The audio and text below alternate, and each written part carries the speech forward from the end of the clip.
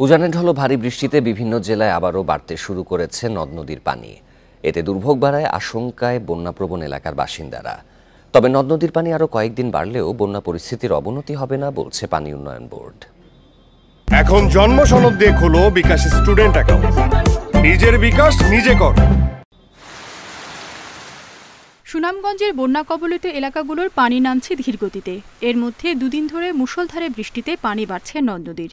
এই পরিস্থিতিতে ভোগান্তি বাড়ার আশঙ্কায় পানিবন্দী এলাকার মানুষ। বৃষ্টি হয়েছে সিলেটেও।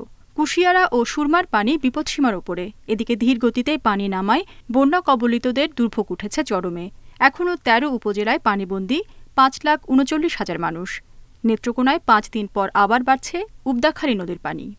হেও বন্যাও লাগেছে, বাঙ্গিয়া রুঙ্গিয়া ঘর বাড়ি দরজা বাঙ্গিয়া মানুষ গাছর থর চলে খাইবার তো নাই হইতে গেলে প্রায় ৭টা দিন থেকে ঘর বাড়ি সব ছাড়া, ঘর দুয়ারের অবস্থাও ভালো নাই, তা ফোড়ার সম্ভাবনা আছে। তবে পানি উন্নয়ন বোর্ড বলছে, বৃষ্টি ও উজানের ঢলে নদ নদীর পানি বাড়লেও বন্যা পরিস্থিতির অবনতি হওয়ার আশঙ্কা নেই। গ্রহণযোগ্য মাত্রায় রয়েছে। যদি আগামী ২৪ ঘন্টা বাড়ি অতি মানে ৩০০ উপরে ক্রস করে তাহলে সেটি ডেঞ্জার লেভেল ক্রস করবে এবং বন্যা পরিস্থিতি তৈরি করতে পারে। তবে যেহেতু ভারী বৃষ্টি হতে পূর্বাভাস আছে, সেক্ষেত্রে এটা আসলে খুব ক্ষীণ। বিপদসীমার উপরে বইছে ব্রহ্মপুত্র, ধরলা ও দুধকুমারের পানি। এতে কুড়িগ্রামের নতুন নতুন এলাকা প্লাবিত হয়েছে। আমন ধানে বেসন তলে গেছে, পাট খাত তলে গেছে, আমাদের চলাফেরা অসুবিধা, কি দিয়ে জমিতে রোয়া করবো সেই সমস্যা। জ্বর, ডায়রিয়া আর হলো বাচ্চাদের ক্ষেত্রে শরীরের মধ্যে মন করে চুলকানি বেশিরভাগ শুরু হয়েছে। এদিকে জামালপুর ও সিরাজগঞ্জে এখনও পানিবন্দী ৩.৫ লাখ মানুষ। এর মধ্যে যমুনার পানি আরও কয়েকদিন বাড়ার পূর্বাভাসের কথা জানিয়েছে পানি উন্নয়ন board. Reshma Nandi, independent news. নদ নদীর পানি বৃদ্ধির বিষয়ে আরও জানাতে এবার সুনামগঞ্জ থেকে যোগ দিচ্ছেন সহকর্মী জাকির হোসেন। জাকির, দুদিন তো মুষলধারে বৃষ্টিতে পানি বেড়েছে নদ নদীর, তো ভোগান্তি বাড়ার আশঙ্কা করছেন পানিবন্দী এলাকার মানুষ।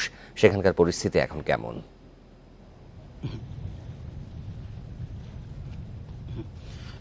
দেখুন, গত দুদিন যাবৎ সুনামগঞ্জে মুষলধারে বৃষ্টি হচ্ছে। সুনামগঞ্জের পাশাপাশি চেরাপুঞ্জিতে ৩১০ মিলিমিটার বৃষ্টিপাত হয়েছে, যার ফলে সুনামগঞ্জের নদ নদী সহ হাওর অঞ্চলে পানি বৃদ্ধি অব্যাহত আছে। তো এই পানি অব্যাহত থাকতে পারে বলে জানিয়েছেন পানি উন্নয়ন বোর্ড।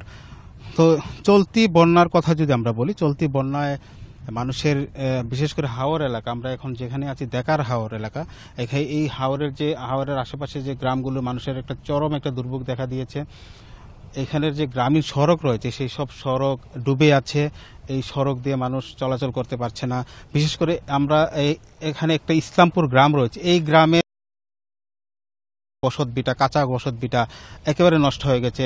গোখাদ্য নিয়ে মানুষ একটা চরম দুশ্চিন্তায় পড়েছে। আপনাকে যদি একটু দেখাই, একজন এই ইসলামপুর গ্রামেরই একজন কৃষক, তিনি তার গোখাদ্য যে বৈশাখ মাসে যে খাদ্য রেখেছিল গরু এবং ছাগলের জন্য, সেই সব বন্যার পানিতে ভেসে যাওয়ার ফলে কিন্তু তিনি একটা চরম একটা বিপাকে পড়েছেন। তার ৬টি গৃহপালিত পশু রয়েছে, সেই 6টি গৃহপালিত পশুর জন্য এখন হাওরের মধ্য থেকে কিন্তু কচুরিপানা কেটে নিয়ে যাচ্ছে।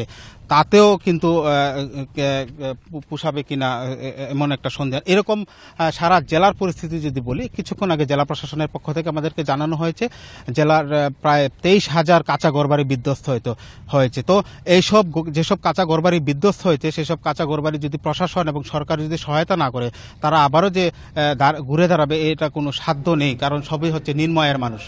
এই ছিল আমার কাছে সুনামগঞ্জের বন্যা পরিস্থিতির সর্বশেষ। বন্যা পরিস্থিতির খবর জানাতে সুনামগঞ্জ থেকে যোগ দিয়েছিলেন সহকর্মী জাকির হোসেন।